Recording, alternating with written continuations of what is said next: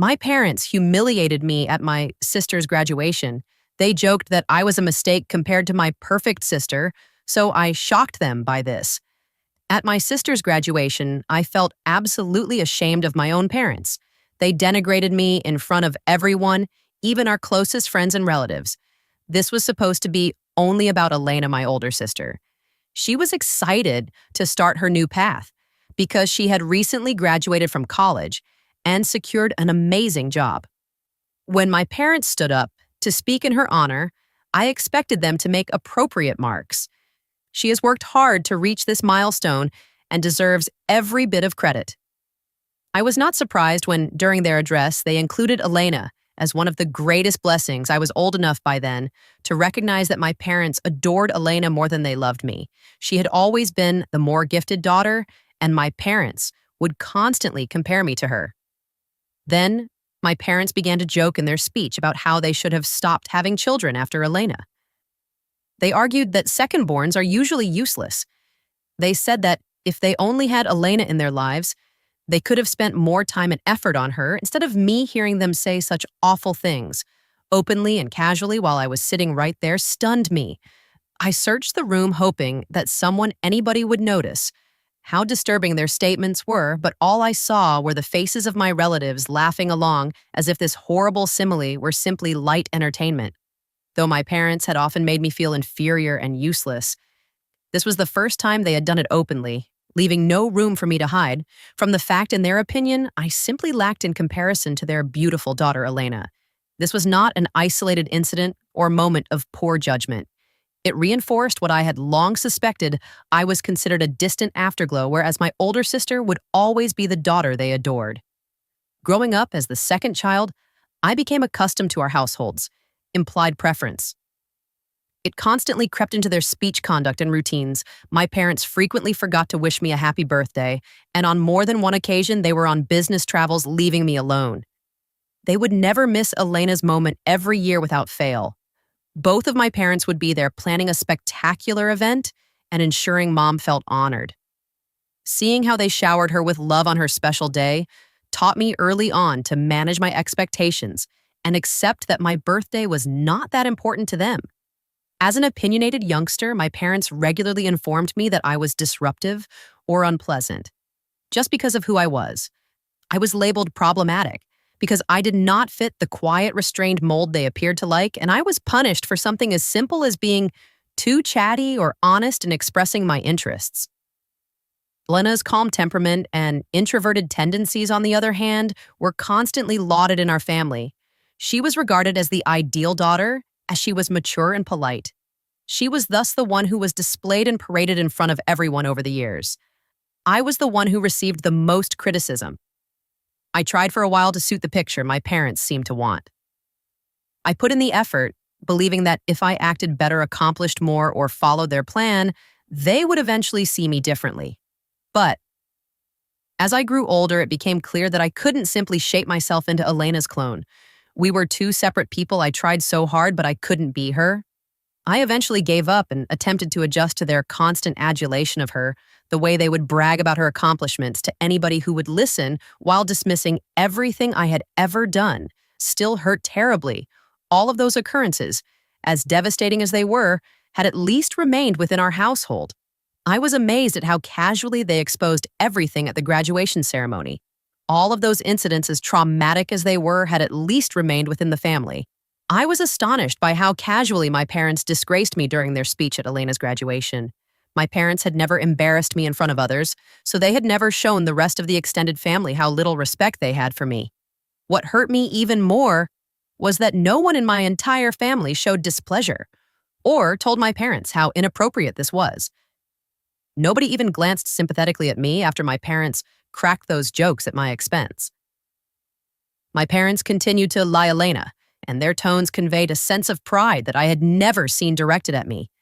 Then they brazenly announced that they had bought her a graduation present, a brand new automobile which she had always wanted to buy, with everyone's attention on Elena, who hugged my parents with love and gratitude. The room erupted in applause, laughter, and clapping. The three of them were really content.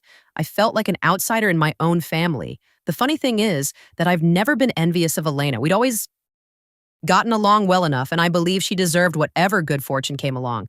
But that speech broke me. The truth is that after that awful speech, I addressed my parents for years. I had silently endured their favoritism, scorn, and unpleasant words. I took it all in and convinced myself that if I just tried to be strong and calm instead of irritated, things would get better. But that evening after the speech and their joke in front of everyone, I had reached a breaking point. I was tired of taking everything in and pretending that their comments didn't sting anymore. I thus resolved that I could no longer remain silent. I mustered the courage to speak up, hoping that my parents would see how deeply their act had hurt me. I wanted them to at least show that they cared enough to listen to me. I wanted them to recognize the misery they had caused over the years and accept the embarrassment I felt at the moment. If I told them how I felt, I figured they'd regret what they said, or at least feel awful about making me appear so little. When I eventually confronted them, I received a cold, scornful response. They paid little attention to my words rather than offering sorrow or an apology. They told me I was exaggerating, as if years of being ignored and denigrated could be so easily dismissed. They acted as if I had no right to be furious with them, or as if my feelings did not matter. My father went so far as to remark that he had nothing to be proud of when it came to me and that I should not hold it against them. If they were disappointed with who I was, I recall how casually he stated it, as if my presence did not matter to him. My mother, on the other hand, told me to stop overreacting and pointed out that I was being overly needy by being upset over something so insignificant. It felt as if my parents were saying I hadn't earned the basic respect of being their child, because I hadn't done enough, that I was somehow less deserving of their pride or care than Elena, simply because I wasn't her. The matter even resurfaced to Elena, who defended my parents and obviously demanded that I be less harsh with them.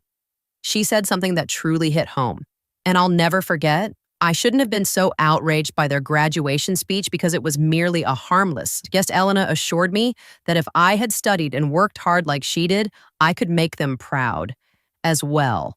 Among all the words, those that struck the most deeply, it was dreadful to learn. I hadn't worked hard enough to earn their respect. She made it sound so simple, as if all the years of effort I had put in were invisible to her, as if my difficulties and attempts to get a job had no bearing. As the older sister, I expected her to protect me in some way, but she didn't. That seemed like betrayal. Coming from her, looking back, that conversation turned things around. I realized then that I had left my family behind, done trying to win their approval, done clarifying for them, and done hoping for something that would never come, love or affirmation. I put all of my work into making something for myself. Starting that day, I immersed myself in my studies, focusing on the things I could influence and create my destiny. 2 years later, all of my hard work paid off when I was accepted on a full scholarship to my dream institution. This was a personal accomplishment for me. This was entirely my own accomplishment, the result of my dedication, determination, and refusal to let my family's neglect define me. After achieving that goal, it appeared for the first time that I had done something quite personal. When I gave my parents the news, they were almost as astonished as if they had never expected me to attend college in the first place. Never alone on a scholarship, Elena scrutinized my admission letter twice, as if she didn't believe I was capable of doing things on my own. Clearly, they had all underestimated me, and watching their surprise made me slightly thrilled. I simply shook my head at her remark. But my mother then turned my mood sour by saying that it was a good thing I had received a full scholarship, because they hadn't set aside any college funds for me anyhow. My parents had no issue paying Elena's tuition. Despite their lack of foresight and saving for me, when it was time to move out, I simply packed my belongings and left the house for my college apartment. That day, I made a determined decision to cut off all contact with Elena and my parents. I felt no need to explain my intentions. They had consistently demonstrated. After all, that my feelings, opinions, and values had little influence on them. Why should I exhaust myself trying to explain something they had shown unable to acknowledge, since they hadn't even provided an apology that might restore the years of neglect and agony they had caused me? I recognized that arguing with them was pointless. My family contacted me frequently over the next few weeks and months, sending emails and messages in the vague hope that they had reconsidered their actions and had reached out to make amends. I initially felt compelled to open them. However, each message served as a sour reminder of who they were. Their communications were filled with attempt to mislead me into believing I was the one acting erratically instead of accepting responsibility for the years of mental pain they had caused.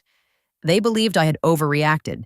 Dismissing my decision to end relationships as immature and impulsive, their statements consistently returned to the underlying truth. I was the one dissolving the family, so I was wrong to cut them off. I never bothered to respond to any of them. So far, my college experience has been quite positive. I've been able to devote my full attention to my studies, hobbies, and most importantly, connections with people who love and see me for who I am. Working part-time at a neighboring diner has helped me save for the future meeting. New people in the diner and talking about their life is interesting. I've cut off contact with my family and immersed myself in my studies, social life, and everything my new surroundings have to offer by filling my days with important events. I haven't missed them or wondered about how they are doing. Once yesterday, I received an unexpected email from my parents. I found it shocking. They stopped writing to me long ago because I had never answered any of their previous communications. My parents encouraged me in this email to contact them soon, away since they had some bad news to tell me. Still, I felt my chest tighten. Despite everything, years of hurt and rejection could not erase the constant feeling that something terrible had occurred. My heart started racing, and all I could think about was the possibility that a family member had been seriously ill, or worse, perished, despite my resolution to keep them at a distance. Fear crept in my heart, hammering. As I braced myself for whatever news they were about to bring, I grabbed my phone, unblocked them, and called them immediately back. Elena, who was going through a difficult personal situation, was troubled by the news my parents wanted to share with me. They stated that she had been dealing with drug addiction, which had severely impacted her life. They said that her addiction had gotten so bad that she had lost her job, spent her savings, and was now left with no resources or options. I had no idea Elena was going through anything like this. So the news completely surprised me. She has always been my dependable, high-achieving sibling. However, that same sister became addicted to drugs. I found it tough to believe Elena's addiction was so unbelievable in my parents' eyes that it shattered their perception of her, their incredulity, desperation, and most importantly, their tremendous concern about how this would affect their reputation. If others found out, shocked me. They hoped I'd have some answers for them as they described everything. Elena had always appeared to be grounded and responsible. So it was startling that she, of all people, had fallen victim to something as dangerous as heroin addiction. My father then asked me in a mistrustful tone, "You didn't introduce her to drugs back then, did you?" The ramifications surprised me. Not only was the idea completely absurd, but it was also very disgusting to think they may assume I had anything to do with Elena's troubles. Much alone, anything as serious as introducing her to drugs. How could I bring drugs to my older sister? I mean, I never do drugs myself. Furthermore, I hadn't spoken with Elena or the rest of my family in years due to their mistreatment of me having been removed from their life. I had focused on carving my own path away from their toxicity in the face of their immaculate image of Elena breaking. They were quick to point fingers at someone else, and I was clearly the easiest target. I advised them to speak with Elena before making any assumptions, and I told them that they were unwise to even suspect me. Throughout our conversation, I noticed that my parents were more concerned with the shame that would befall the family if Elena's admissions were public, rather than expressing concern for her. My mother appeared fascinated with her immaculate daughter's clandestine actions. She kept talking about how unexpected it was to discover this aspect of herself and how others would respond if they ever found out Elena and Dad were overwhelmed and unprepared to deal with the situation. So my mother begged me to return home so I could assist them in caring for Elena. My mother implored me, what do we even do? I feel so ashamed of her. So maybe you can talk to her for us as if this were a legitimate demand to make. After years of not communicating, I can't help Elena, she needs professional help. I stated bluntly, I emphasized that if they truly cared about her well-being and wanted to help her recover, the finest and most compassionate thing they could do was to admit her to a treatment facility where trained specialists could assist her. But my father immediately rejected the idea of sending her to rehab, nearly trembling at the thought of their family's good name being tarnished by her admission to a treatment center. He was obsessed with the possibility of their reputation being harmed by sending her to such a location. He claimed it would only assist to damage their reputation. The thought of people knowing that their only accomplished daughter had a sickness as serious as heroin addiction horrified him. My father chided me for even considering this option, as if openly admitting her addiction was more shameful, and as if constant surveillance would magically fix the problem. Dad insisted that I return home and that the three of us work together to care for Elena, putting her under constant observation to prevent a relapse. He kept saying how much they wanted Elena to feel better and get back to her normal life as soon as possible. Their perspective was that everything would return to normal as long as no one else knew. They wanted me to take part in a charade pretending everything was okay, while keeping her issues hidden from everyone else. I got outraged and incredulous as I listened. Why were my parents so concerned with what others thought about them? And their reputation here was an opportunity for my parents to truly stand up, to demonstrate that they could prioritize their daughter's needs over appearances and transform her life. My sister was plainly suffering from something serious, yet they still struggled to do the proper thing. These people had not altered all that much. Obviously, on top of that, they were now attempting to entice me back in, urging me to maintain this family front by assisting them in caring for the sister they frequently likened me to. I claimed I needed some time to think about things. I can't just walk away. After all, I have classes and a job to consider. My parents insisted that I take at least 2 or 3 weeks off to help them because they really needed me right now about everything. I'm torn. Part of me wants to see what I can do. Do for Elena to make sure she's okay. Another side of me is selfish, allowing my parents to manage their golden child fully on their own. I'm not sure I can be of much help because they are more concerned with saving face than with addressing the root of the problem even today. I wonder if I should refuse to return home and care for my drug-addicted sister.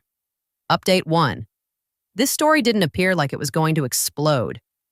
It is taking some time to look through the hundreds of comments I have received. I wanted to clear up a few things. I don't hate Elena, actually. I want to help her and genuinely care about her, however, because I have not spoken with my family in 3 years. I have experienced a level of serenity and stability that I did not have. Previously, I am concerned that reconnecting with Elena may allow my parents to re-enter my life as well.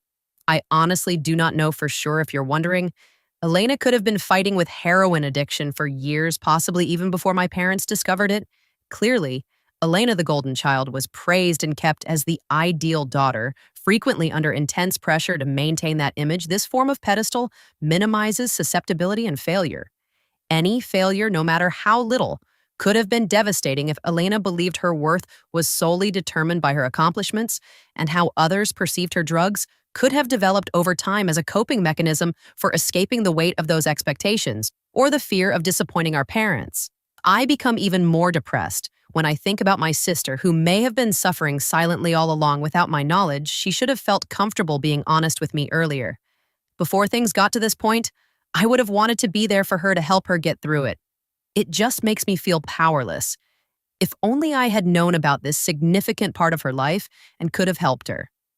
My parents expected the best of me and my sister from an early age because they are both high achievers. Personally, I need some time to analyze everything. I will notify you if anything further develops. Update 2, after considerable internal thought and encouragement. From some of the comments I read, I decided to contact Elena. She is my sister. Despite everything, as a result, I believed it was critical to hear from her directly, rather than basing my decisions on my parents' interpretations of events. First, I texted her a short note asking if she wanted to chat. She responded some hours later, but only agreed to a phone call when I finally spoke with her. The voice on the other end of the telephone seemed like a shadow of the sister. I knew Elena's tone was obviously weighted, softer, and more careful. She slowly revealed what she was going through. Elena stated that she had fought with addiction for several years. It began shortly after college, when she began working for her law business. She struggled to maintain that status at work by continually working harder than others to impress her supervisor in the hopes of receiving more credit or a promotion. She began to feel burned out after being the perfect, highly talented daughter for so long. Elena felt she couldn't slow down, or get treatment because she had to live up to the expectations everyone had for her when stress got unbearable. A friend recommended using recreation drugs to unwind before she knew it. What began as intermittent use had become into reliance. Elena also stated that she felt imprisoned for the longest time. She couldn't tell her parents she was struggling since she knew how they would react. She felt alone due to their obsessive attention to appearances and denial of anything that contradicted their narrative. She maintained the facade, acting as if everything was fine, even as she began to lose control. She couldn't hide the fact any longer, so she spiraled, lost her job, and depleted her savings. She wondered whether I was criticizing her as harshly as she was analyzing herself, and she expressed her embarrassment for even discussing this with me. It hurt my heart to hear her story. I'd never realized that the platform our parents had set her on was a prison. Rather than a privilege, she had been bearing the suffocating weight of being their golden child, whereas I had been dealing with the pain of being overlooked. Our parents' focus on control and favoritism had harmed each of us in different ways. There was no way I would have judged her as a result. I expressed my regret that she had not communicated her feelings with me. My only regret is that I was not with her. Thank you for watching. If you haven't subscribed yet, please do so and hit the notification bell to stay updated with more shocking real-life stories happening around you.